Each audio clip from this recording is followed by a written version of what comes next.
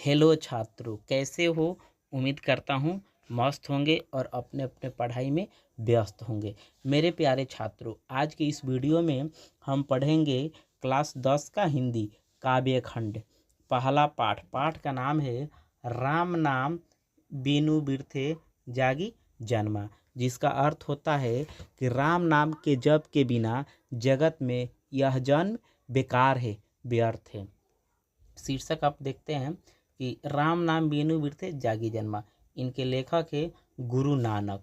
जन्म हुआ है गुरु नानक का 1469 ईस्वी में और मृत्यु 1539 ईस्वी में।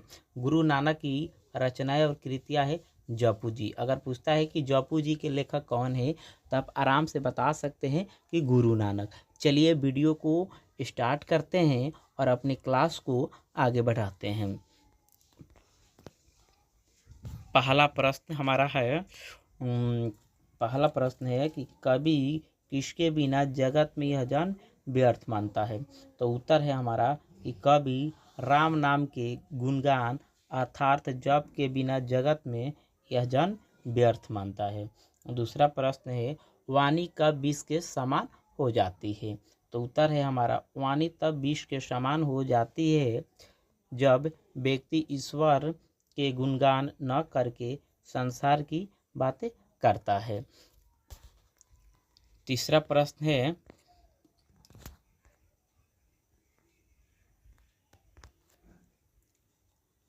नाम कीर्तन के आगे कवि किन कर्मों की व्यर्थता सिद्ध करता है। तो उत्तर है हमारा कि नाम कीर्तन के आगे कवि पूजा पाठ संध्या तर्पण वेशभूषा कर्मों की व्यर्थता सिद्ध करता है। चौथा प्रश्न है कि प्रथम पद के आधार पर बताए कि कवि ने अपने युग में यानी कि अपने समय में धर्म साधना के कैसे कैसे रूप देखे थे। तो उत्तर हमारा सटीक है कि कवि ने अपने युग में धर्म साधना के साधु जन वैराग्य के चिन्ह के रूप में दंड कमंडल, लंबी लंबी शिखा रखते, जनेऊ पहने, जटा मुकुट बढ़ाकर, शरीर में भस्म लगाकर आदि रूप देखते हैं, यानी शरीर में भस्म लगाए इत्यादि रूप देखते हैं। चलिए पांचवा प्रश्न देखते हैं। पांचवा प्रश्न है हरिरस से कवि का अभिप्राय क्या है। तो उत्तर है हमारा हरिरस से कवि का अभिप्राय राम नाम का जप अर्थात ईश्वर के गुणगान से है। बहुत बढ़िया, सरल एवं एकदम सटीक क्वेश्चन भी है और इसका आंसर भी है। ठीक है, 5 नंबर प्रश्न जो है कि हरिरस से कवि का अभिप्राय क्या है। तो हरिरस से कवि का अभिप्राय राम नाम का जप अर्थात ईश्वर के गुणगान से है। मेरे प्यारे छात्रों, आप सभी से एक मैं बार बार रिक्वेस्ट करता हूं कि आप सभी के लिए मैं बहुत ज़्यादा मेहनत करता हूं, ठीक है, और आप सब मेरे चैनल को सब्सक्राइब कर लीजिए, क्योंकि आप सब मेरे चैनल को सब्सक्राइब करेंगे, वीडियो को लाइक करेंगे तो मेरा और जो है कि उत्सुकता बढ़ेगी और हम बढ़िया से बढ़िया कंटेंट लाने का प्रयास करेंगे। और एक बात खास कि जो मैं आपको यूट्यूब के माध्यम से हिंदी या हिंदी व्याकरण क्लास 10 हो या 12 का पढ़ा दूंगा, वैसा आपको कोई नहीं पढ़ाएगा, ये मेरा दावा है। तो एक बार विश्वास करके मेरे चैनल से जुड़ जाइए, चैनल को सब्सक्राइब कर लीजिए और अपनी क्लास को प्रतिदिन पढ़ते रहिए और आगे बढ़ते रहिए। चलिए छठा प्रश्न है हमारा कि कवि की दृष्टि में ब्रह्म का निवास कहाँ है। यानी कि जो कवि है राम नाम बीनु बिरथे जागी जन्मा के कवि गुरु नानक जी है, उनके नज़र में जो ब्रह्मा यानी भगवान का निवास कहाँ होता है। तो उत्तर है कि कवि की दृष्टि में ब्रह्म का निवास अंतःकरण अर्थात सच्चे हृदय में है।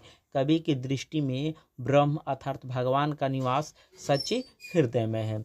7वां प्रश्न है कि गुरु की कृपा से किस युक्ति की पहचान हो पाती है। तो उत्तर है हमारा कि गुरु की कृपा से सत्य असत्य सही गलत की पहचान हो पाती है। गुरु की कृपा से सत्य असत्य सही गलत की पहचान हो पाती है। 8 नंबर जो हमारा प्रश्न है इसमें व्याख्या करना है। ठीक है, तो आप बुक से अपना देख सकते हो। जैसे कि क का उत्तर क यहाँ पे लिखा गया है कि राम नाम बिनु अरुझि मरे, इसका व्याख्या करना है। ठीक है, तो उत्तर है हमारा कि प्रस्तुत पंक्ति गोधूली भाग 2 से ली गई है। इस पद में राम नाम की जप की महिमा का बखान है। कवि का मानना है कि राम नाम का जप जो नहीं करता है उसका जीवन व्यर्थ है। यानी कवि कहना चाहते हैं कि संसार में जब आप आए हो तो राम नाम का जप एक बार, यानी कि कोई भी ईश्वर का गुणगान एक बार कर लीजिए। यहाँ पे राम का जो है एक उदाहरण देकर कवि बताए हैं, क्योंकि जब तक ले आप ईश्वर का गुणगान नहीं करते हैं, राम नाम का जप नहीं करते, तब तक जो है कि आपका यह जन्म जो है ना व्यर्थ ही माना जाएगा। ठीक है, ख नंबर कह रहा है कि कंचन माटी जाने, इसका व्याख्या करना है। तो हमारा उत्तर है कि प्रस्तुत पंक्ति गुरु नानक पद से ली गई है। कवि का कहना है कि जो राम नाम का रस पिया है उसके लिए माटी और सोने में कोई फर्क नहीं है। कवि का कहना क्या है कि जो राम नाम का रस पिया है, यानी जो कि राम की भक्ति में विलीन हो गया है, तो उसके लिए मिट्टी और सोना में कोई फर्क नहीं पड़ता है। यानी कि कुल मिलाकर कहे तो निस्वार्थ हो जाता है। ठीक है, चलिए अगला है हम लोग का कि ग नंबर है कि हरा शोक ते रहे नियारो नाही मान अपमाना, इसका भी व्याख्या हम लोग का करना है। ठीक है, तो इसका व्याख्या हम लोग करेंगे बहुत बढ़िया सटीक और सरल भाषा में। प्रस्तुत पंक्ति से लेखक का कहना है कि जो व्यक्ति संसार की बातें करता है